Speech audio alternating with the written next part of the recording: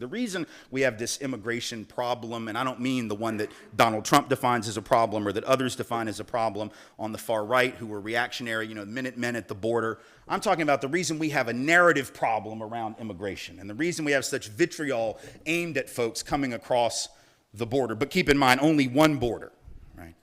The Minutemen do not camp out in boats off the coast of Nova Scotia, shooting at those crafty Canadians as they sneak into our country to take advantage of our superior health care.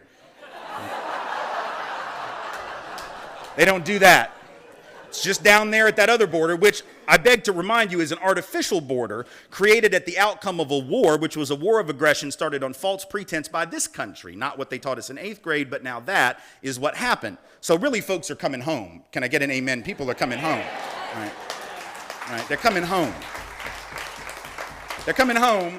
And their families were here a long time before the vast majority of ours, and yet we tell them that they don't belong. Very interesting. The reason this is even possible, though, is because of the narrative we've told about how we, and now I'm talking about those of us of European descent, because black folks know how they got here.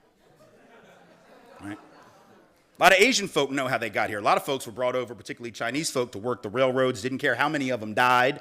Right? Indigenous folks know how they got here. Right? But white folks have told a fiction. Right? White folks' story has basically been this: our people came for liberty and freedom. We came for principles like that.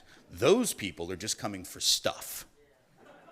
Right? That's what we say in so many words. We came for principles, they're coming for stuff. Let's clear this up. We did not come for liberty and freedom.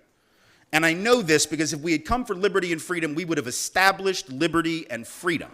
And I don't just mean with regard to people of color, I mean each other. Like, white folks spent a lot of time in the colonies just trying to figure out who was the bigger witch, right? Like, we just would kill each other. It wasn't like one big happy white family. It was just, you're not a good enough Christian. No, you're not a good enough Christian. No, you're not a good enough Christian. Now I'm going to drown you because you're a warlock. I mean, that was the kind of, like, in a nutshell, that was the colonial experience. So that was not Schoolhouse Rock, right?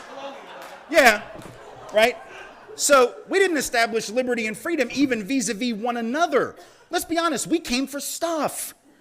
We came for stuff like opportunity, stuff like land, stuff like the ability to survive because things weren't working back home. Like, we need to be honest about, like, our people were the losers of Europe. And I don't mean that, I'm not trying to be judgmental or harsh, I'm just being honest. Like when Donald Trump says Mexico's not sending their best, okay, you think England sent their best? The hell